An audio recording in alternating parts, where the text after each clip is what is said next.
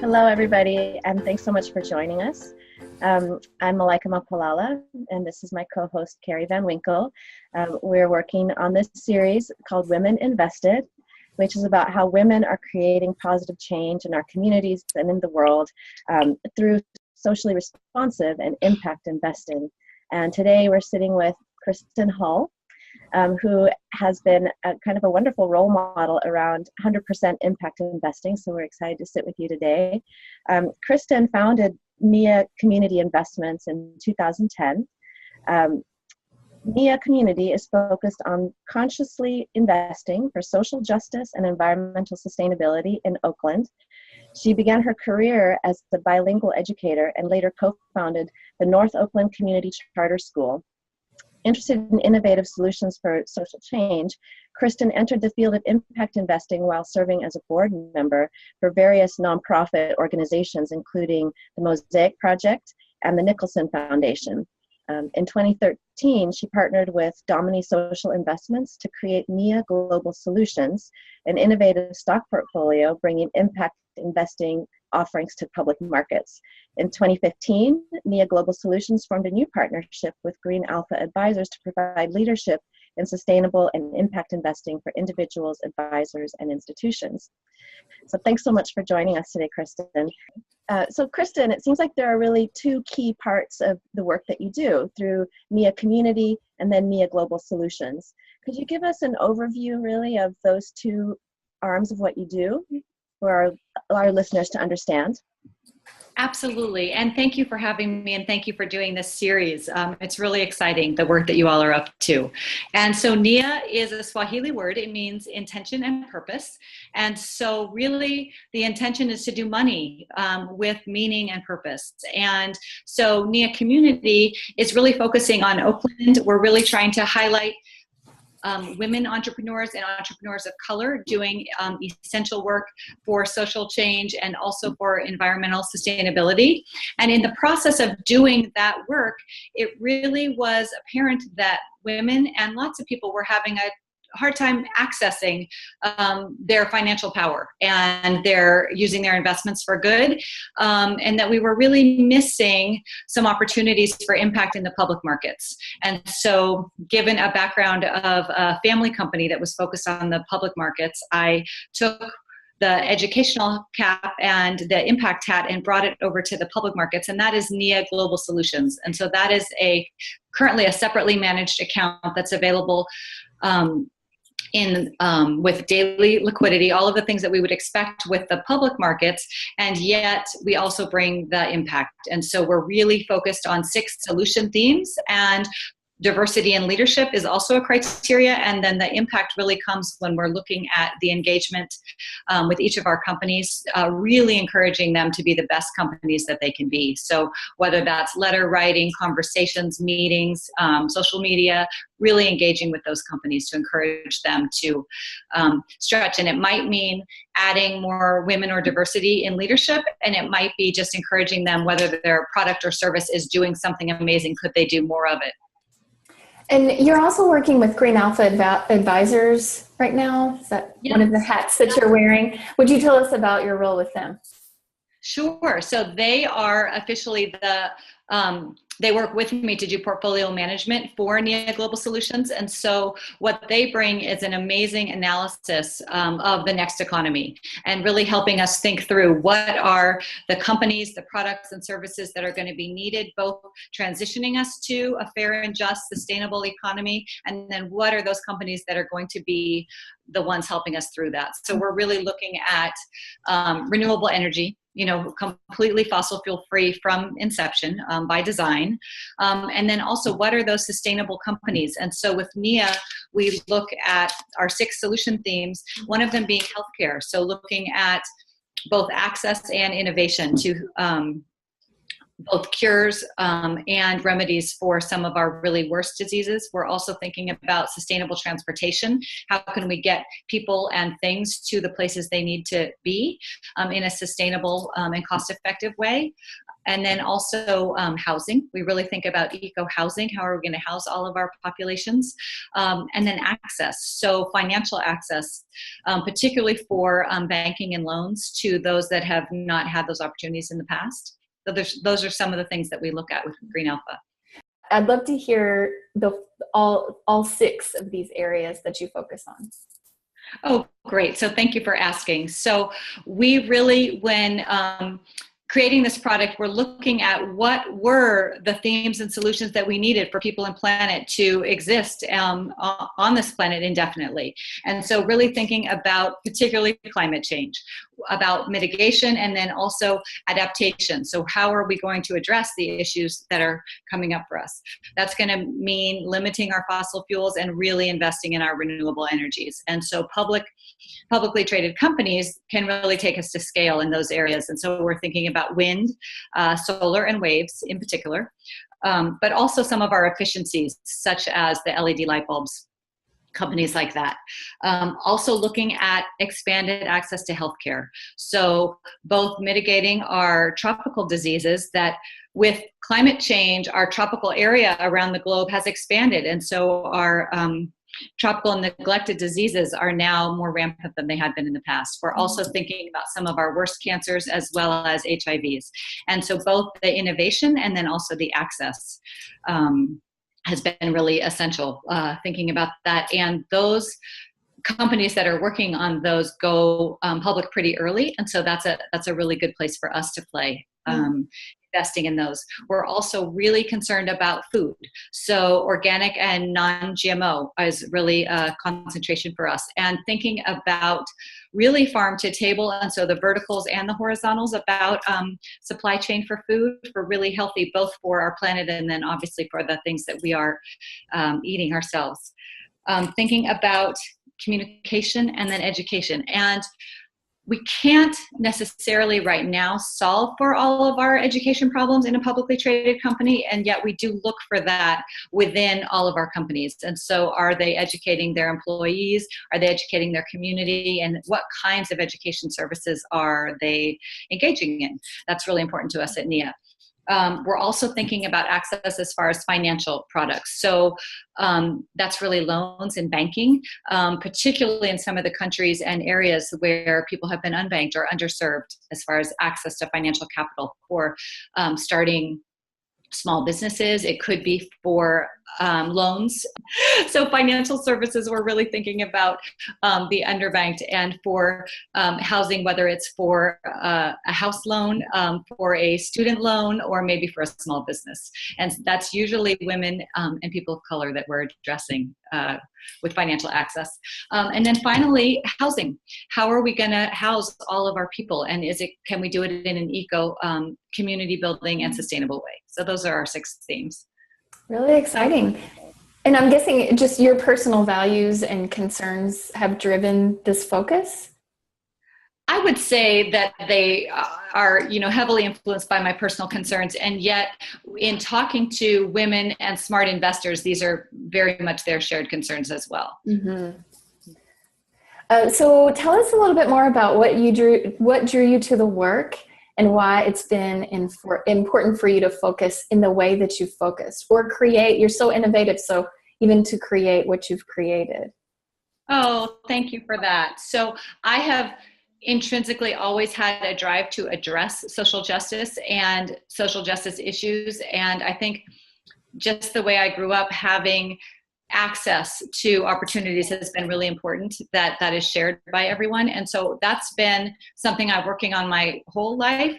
And now to be able to do it in the financial markets, that really is one of our biggest institutions. And so could we create access, transparency, really bringing transparency, and then accessibility. So can we make this easy to understand? Can we make it straightforward? And can we make it inviting, particularly for women, to come in and be able to invest their money into the world that they want to see?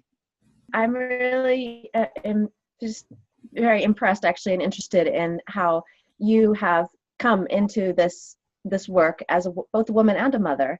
And I would love to hear you talk more about how you think women in particular can influence or be impacted by this kind of work.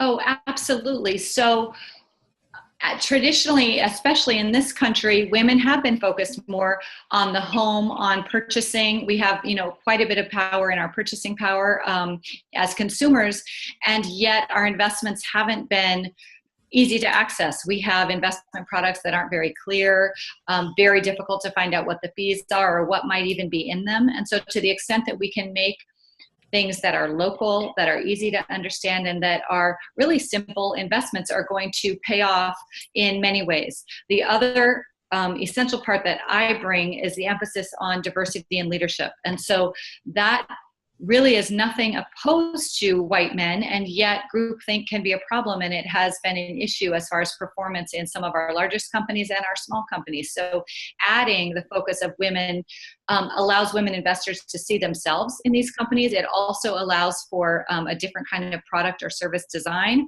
as well as a different kind of governance for these companies. And so that's been one of the things that I've been trying to drive, is diversity and leadership. Mm-hmm. A couple of years back, I wrote an article about Root Capital's work in agriculture, and particularly their work with women in agriculture. And then just recently, I learned that you may have had a significant role in helping them move their focus that direction on women in agriculture. Could you talk a little bit about that experience? Absolutely. And this really speaks to the power of the investor.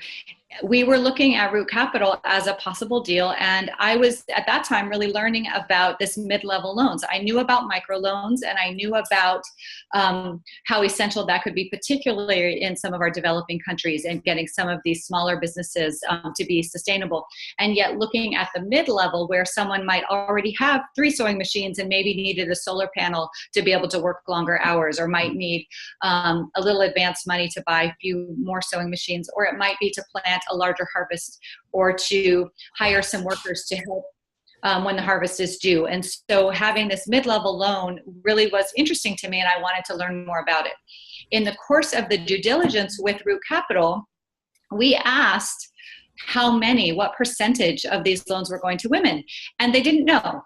They were very, very willing to figure it out. And so they went back to their people, and while they were looking up those numbers and really trying to figure this out, we had a chance to kind of powwow and think more about it, and said, actually, we really need all of these loans to go to women.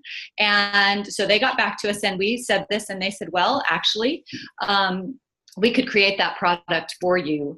And so not only would we be putting your own money to work with 100% women-owned businesses, but we could then offer it as a product to other people. And so, of course, we were thrilled. It happened to coincide timing-wise with them getting some work with the Gates Foundation, and they were able to do a lot of research on this, and it's been a successful product for them, which is exciting. I like to tell the story because Root Capital is fabulous to work with. Also because the power of the investor, and women particularly, can we raise our concerns and our voices, we will be heard. Mm-hmm. Yeah, that's a very empowering thought.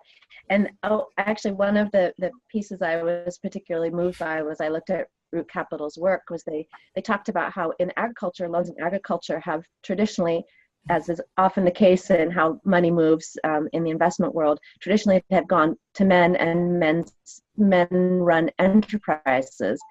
And when they tried to figure out how do we get money to women and women's farming enterprises, they realized they actually had to change even what types of agricultural products and to focus on.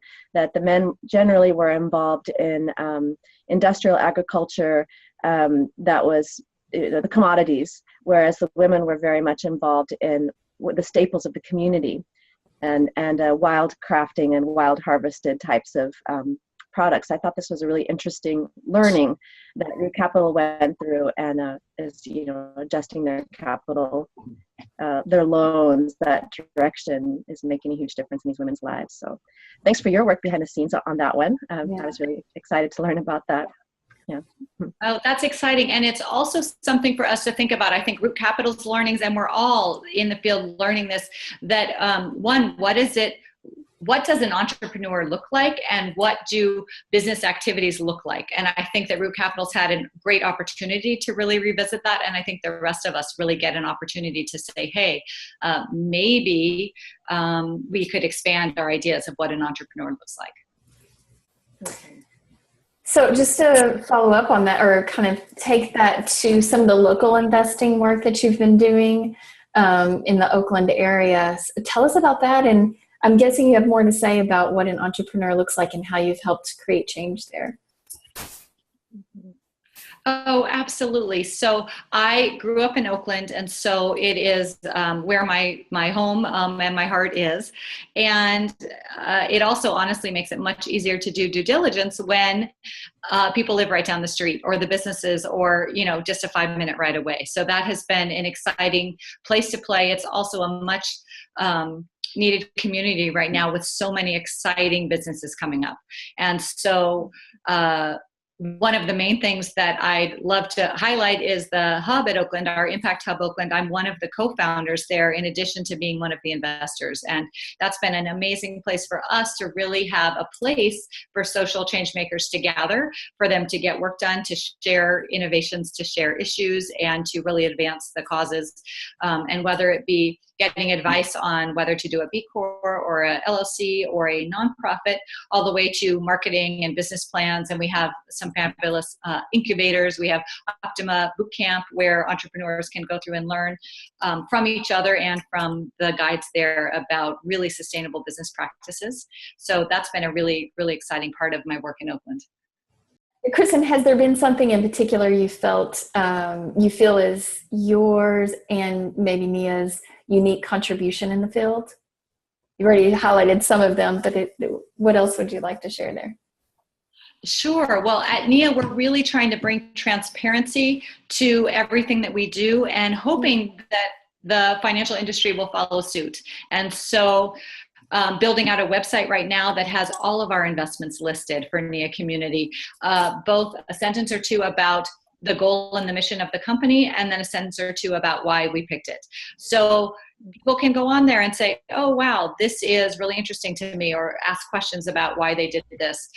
So that's one of the essential parts. The other part is really gathering our entrepreneurs so that they can come together, so that they can learn from each other and then share insights with each other. So that's something else we're really working on. I would say another issue that I'm really trying to work on is transforming what does a term sheet look like, and how can we get the right capital to the right entrepreneur at the right time. And so sometimes it means equity in a company, and sometimes that means a loan, and sometimes it means a loan guarantee so that they could get then a lease, or sometimes putting in money for a mortgage. So it really depends. It's not a one-size-fits-all, I guess, and bringing some of those nuances in has been part of the fun, and then also parting to get to know what these businesses need. Mm-hmm. Can you give us an example of that?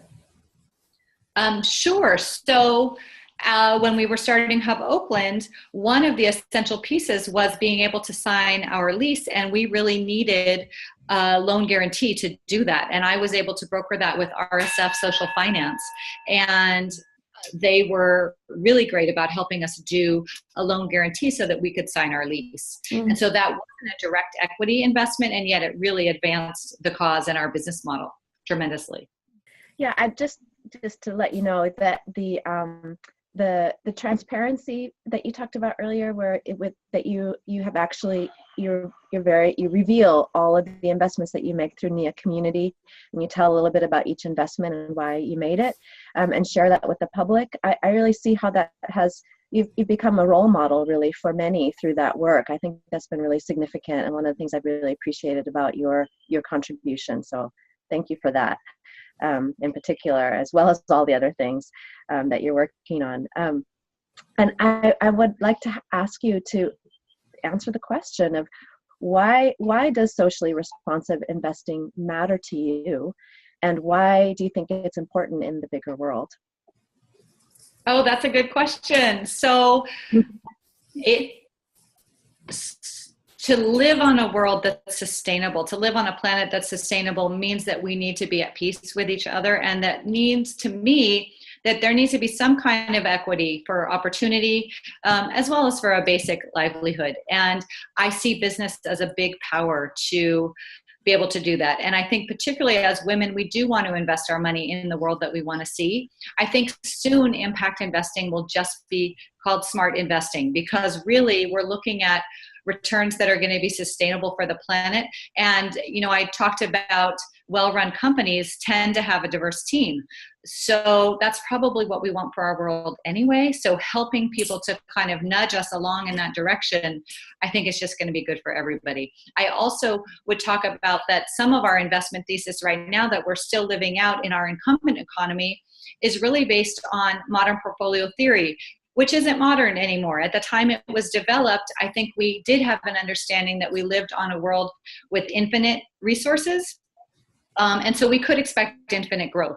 Well, since that time, we've really discovered that maybe our world isn't full of infinite resources, and maybe we need to actually protect and nurture some of the resources that we do have here. And so to expect infinite growth with our investments maybe isn't the smartest investment approach. So bringing some of these other concepts in of social justice and sustainability, I think will just become smart investing. So at some point you committed to moving the foundation's investments to be 100% mission aligned. Am I saying that right? Absolutely, yes. Okay. And so tell us about that process, what pushback you got in making that commitment and wanting to go forward with that, and some successes and some lessons learned. Okay, well, at that time, I was part of a family foundation, the Hull Family Foundation. And in 2007, it was really all of us that decided that we wanted to have our investments aligned with our values. And we had help from some advisors at that time, and we identified 7 community banks that were doing excellent work. They were loaning to some of our underbanked communities. They were keeping money in their local communities, both for small businesses as well as educational loans. And we were really excited about that. So we moved all of the 100% of the endowment into cash in these 7 community banks. And that was in 2007. And the fun part about that was that we were then 100% mission invested, aligned with our values and the goals of the foundation. And then in 2008, we had begun to do a few fixed income investments, and we were then up 2%. And foundations at that time were down 28%. And so it was a good place to be. It was a fun place to be. It also was a great time for me personally to check in with my intuition. I couldn't have ever said that I was foreseeing a mortgage crisis or any of the devastating things that were happening in the market, but it did affirm for me that investing with my values was going to be a smart way to proceed, and that really has empowered me to move forward for the last almost 10 years now. And the impression I've had as I've kind of followed your work over the years is that initially through the foundation, you were really focused on impact investing, direct, local, within the community investing. And then this work in the public markets has been a kind of more recent chapter of the work that you're doing. And I'm curious about that transition, how you came to that change and that focus. So it's really been asset class by asset class. I think I told you we really started in cash. I then really moved into studying and investing in fixed income. And what was really great about going asset class by asset class is that I really was able to learn and understand both the possibilities and the limitations of each asset class. And so by doing a lot of the fixed income work, I saw, oh, wow, there are some places where equity really is needed, private equity, and I started to do that kind of community work. I was then very happy with our portfolio. I had then started to do some investments, which later became Nia Community Investments, and was very happy with the work I was doing. And I was actually very proud at that time to be out of the public markets 100%. What was challenging about that was telling the story in a way that would resonate and be useful for others, particularly investors that were, for many reasons, stuck or wedded to the public markets. So that was one of the initial impetus for change is I thought, wow, to be really effective, I'm going to need to have every asset class in this portfolio so that I can really show and model that. And I went and looked at products in the public markets, and there weren't any that were meeting the criteria that I had already established in my other investing. So that kind of was the impetus to say, wow, there's a place here for solutions. People really hadn't been doing the specific solutions investing. We had SRI, which is screening out the bad. Maybe that is for some people tobacco or alcohol or firearms, or in now with the divest movement, some people are screening out the fossil fuel companies. And yet there weren't enough product of people really moving forward into the solutions and investing into what they wanted to see. And at that time, I had already identified that diverse teams was a smart investment. It is also the world I wanted to live in, and I wanted that opportunity for others to be able to invest in the public markets. One of the best qualities of the public markets is the daily liquidity. So being able to keep daily liquidity, being able to come and go from an investment as you needed, was a pretty essential part of a portfolio. And then also to bring my activist self into that area by the engagement, by the letter writing, by doing meetings with our different both employees and then also executive teams on these different companies. And then I would say the other reason to really go back into, our big Wall Street capital system is that if we're going to make significant change, those are our biggest companies. That is our biggest industry. And so while it's a big task to take on, that's really where we need to see the most change. And so I took it on. So what would you like to see in the space that you're not yet seeing, or would like to see exponentially more of? Oh, wow. Okay. So we need advisors that are really open to this kind of work. Right now, our advisors are, for better or for worse, they're our gatekeepers. And so to the extent that our advisors know, understand, or embrace this investing into the world that we want to see, that's going to be really, really essential. So I'd love to see education and inspiration for our financial advisors. So another thing I really think is essential for all of us is to add investing into our public school curriculum. So at the high school level or even earlier, what does it mean to have money, to loan it out, to keep it, to invest it? And what are some of the options? And then what happens to that money when it's being invested?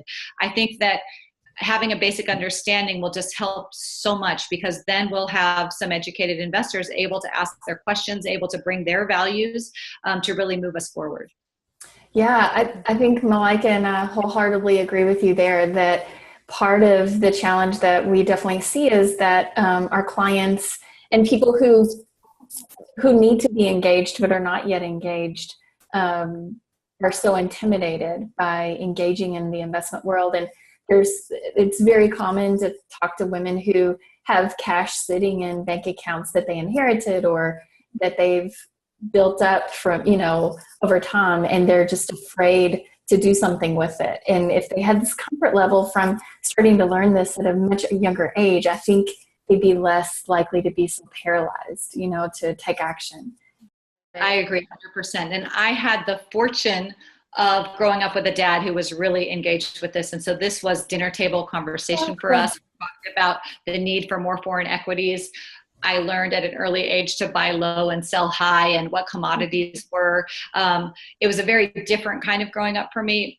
And yet it was very empowering as far as dealing with our finances. Do you have like a message or any words of wisdom that you'd like to offer up to other women investors? Sure. So I would say that no question is a dumb question, and to not be intimidated about really asking whether it's about a product or a service or what you might be needing, and to really open that door to be able to ask those questions. And if you're not getting a response that you want or the level of service or the care that you need, that it might actually be time to move on. But there are people out there just like yourselves who really do care about this and who want to see women investors empowered and really investing with their values. I'd just like to kind of close us here by saying, Kristin, thank you so much for all the work that you're doing. I do really see how you're serving as a role model in so many ways for other foundations as well as women as investors. I appreciate your voice about just acknowledging that we, as women, we do have something to contribute, and to just really go ahead and be feel empowered in what our contribution is and how we can create the kind of change that we want to see. And I love what you keep saying about investing in the world that we want to have. So thank you so much for your work, and thanks so much for joining us today. Yeah. Thank you. Thank you to both of you. I would add that the words that are coming up for me to describe you are bold, courageous, yet smart and grounded. And it's so inspiring to just see all the different things that you've done and that you're doing. And we appreciate the work you're doing in the world. Oh, thank you. Thanks to both of you. And I'm thrilled to be on this path with other smart, caring, really thoughtful women.